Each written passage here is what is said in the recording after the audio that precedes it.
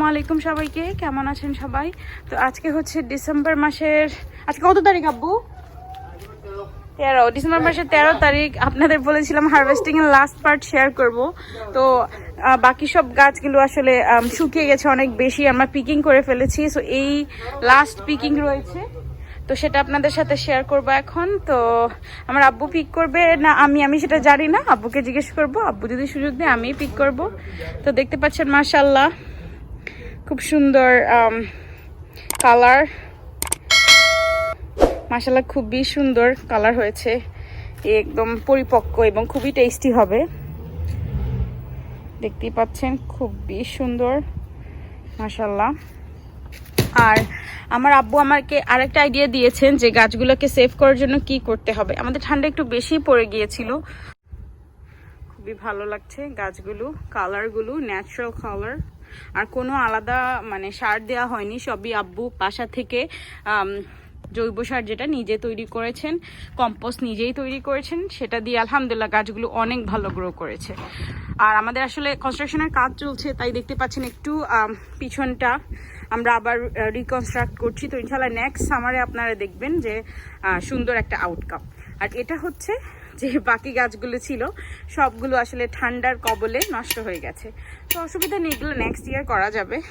তো যাই হোক, আপনাদের সাথে আপডেট শেয়ার করা বাকি ছিল, সেটাই করে ফেললাম। আর এখন আমরা পিক করব। তো বিসমিল্লাহ বলে শুরু করে দিয়েছি। যেহেতু ওয়েদার অত ঠান্ডা ছিল না আজকে, তো অসুবিধা হয়নি, জাস্ট সামান্য হালকা বাতাস ছিল।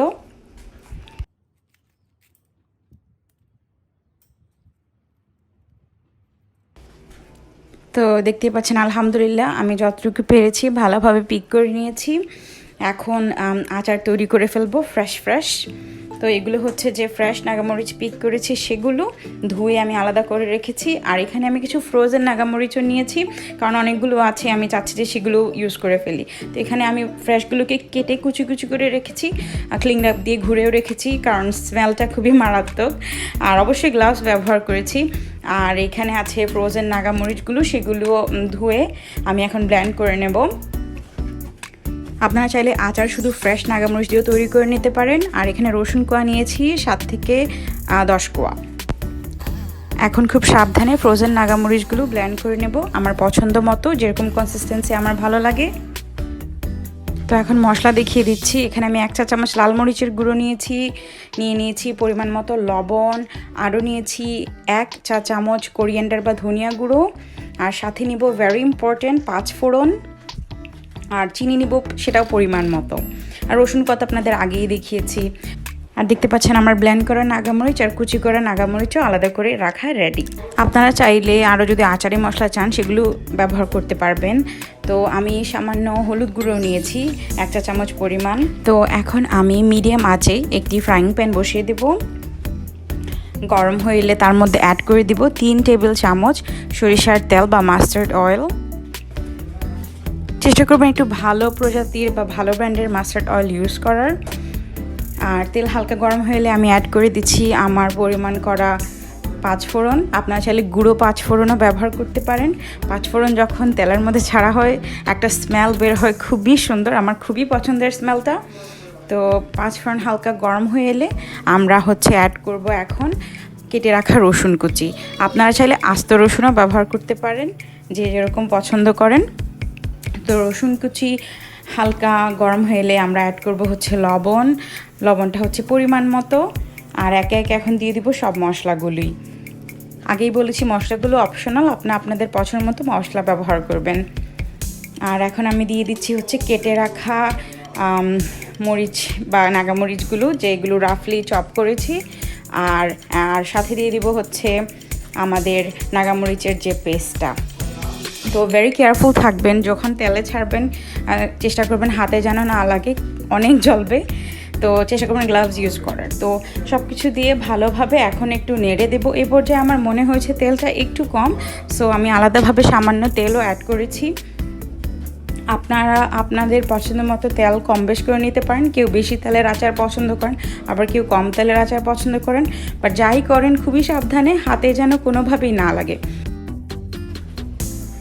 চেষ্টা করবেন যেন গ্লাভস পরে রান্নাটা করেন বা প্রসেসিংটা পুরোভাবেই গ্লাভস পরে যেন করেন। আর মাস্ক পরারও চেষ্টা করবেন, কারণ এখন দেখছেন যে 5 মিনিট পর আস্তে আস্তে ফুটছে, মশলাগুলো ভালোভাবে ভুনছে। তো এই পর্যায়ে কিন্তু খুবই মানে টক্সিক একটা স্মেল বের হয়, অনেক ডিলিশিয়াস বাট টক্সিক। তো চেষ্টা করবেন যে এই পর্যায়ে মাস্ক পরার, তাহলে কষ্টটা কম হবে। আর কিচেনের জানালা সব ভালোভাবে খুলে রাখবেন। তো এখন আমি অ্যাড করেছি আরও সামান্য কিছু রসুন, কারণ আমার মনে হচ্ছে রসুনটা দিলে আরও টেস্টটা বেশি হবে। তো আমি ভালোভাবে আরও 7-8 মিনিটের জন্য ঢেকে রেখেছিলাম মিডিয়াম আঁচে। তো ঢাকনা তোলার পরে দেখছি খুব সুন্দর পারফেক্ট স্মেলটা বের হয়েছে, যে বোঝাই যাচ্ছে এখন হয়ে গেছে আমার আচারটা।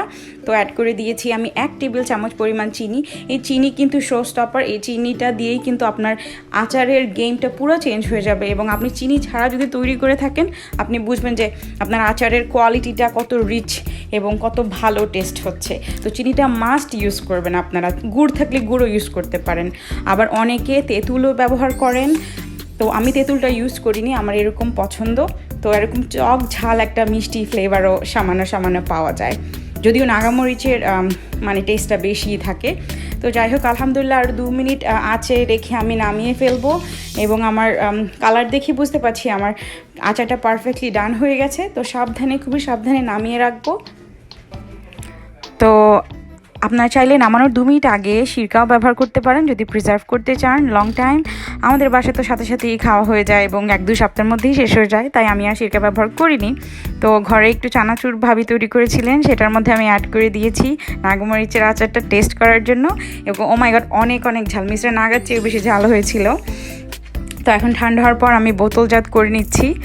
তো আমার 2টা জার ফুল হয়েছে। তো আপনারা কাচের জারে যদি প্রিজার্ভ করেন লং টাইম, ভালোভাবে কাচের জারটা শুকিয়ে নেবেন, তারপর প্রিজার্ভ করবেন।